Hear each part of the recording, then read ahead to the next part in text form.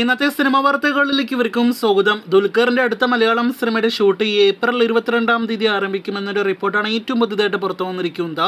I am game എന്ന നഹാസ് ഇദ്ദേഹത്തിന്റെ സിനിമയുടെ ഷൂട്ടാണ് ഇതിനോടകം തന്നെ ഏപ്രിൽ 22-ാം തീയതി ആരംഭിക്കാനായിട്ട് പ്ലാൻ ചെയ്യുന്നത്. ദുൽഖറിന്റെ വിതരണ കമ്പനി അടുത്തതായിട്ട് കേരളത്തിൽ റിലീസ് ചെയ്യാനായിട്ടിരിക്കുന്ന സിനിമയാണ് നാനി നായകനെ എത്തുന്ന തെലുഗു സിനിമ കൂടിയായ ഹിറ്റ് പാർട്ട് 3.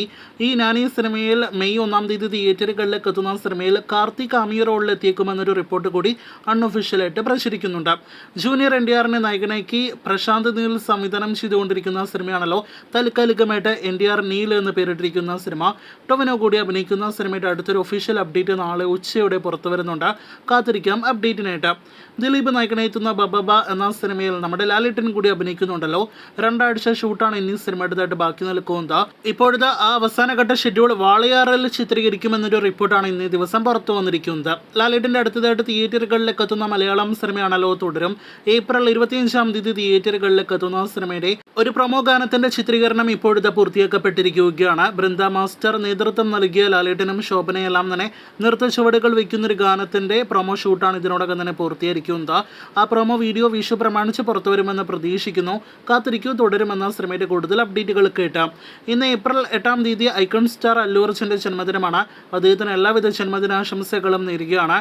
പുഷ്പ 2-വിന് ശേഷമുള്ള അദ്ദേഹത്തിന്റെ വമ്പൻ സിനിമയുടെ പ്രഖ്യാപനം ഇന്നലെ പ്രേക്ഷകർ അറിയിച്ചതുപോലെ ഇന്ന് വന്നിരിക്കുകയാണ്.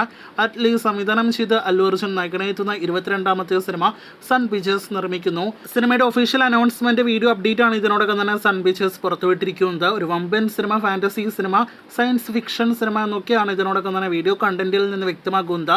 കാത്തിരിക്കാം അറ്റ്ലി അല്ലു അർജുൻ സിനിമയുടെ കൂടുതൽ വാർത്തകൾക്ക്. കഴിഞ്ഞ വർഷത്തിലെ വലിയ സാമ്പത്തിക ലാഭം നേടിയെടുത്ത മലയാളം സിനിമയാണ് വാഴ. സിനിമയുടെ 2-ാം ഭാഗം വാഴ 2 എന്ന സിനിമയുടെ പൂജ എന്ന് നടന്നിരിക്കുകയാണ്. ഹാഷിർ നായകനെത്തുന്ന സിനിമയുടെ റിലീസ് ഈ വർഷം തന്നെ പ്രതീക്ഷിക്കുന്നു. അങ്ങനെ ഒരുപാട് നാളുകൾക്ക് ശേഷം ബിലാൽ എന്ന സിനിമയുടെ ഒരു അപ്ഡേറ്റ് ഇന്നേ ദിവസം പുറത്തു വന്നിരിക്കുകയാണ്.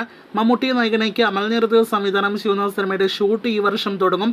അത് ഉറപ്പിക്കപ്പെട്ടിരിക്കുന്നുവെന്നാണ് കേരള കൗമുദി പത്രം പുറത്തുവിട്ടിരിക്കുന്ന റിപ്പോർട്ട്. മമ്മൂട്ടിയുടെ കരിയറിലെ വലിയ സിനിമയുടെ സ്ക്രിപ്റ്റ് വർക്ക് പൂർത്തിയാക്കപ്പെട്ടിരിക്കുന്നു എന്ന് കൂടി അവർ ഉറപ്പ് നൽകുന്നുണ്ട്. അപ്പോൾ ആകെ മൊത്തത്തിൽ നോക്കുകയാണെങ്കിൽ ഈ വർഷം ബിലാലിന്റെ ഷൂട്ടിംഗ് ആരംഭിക്കുന്നതാണ്.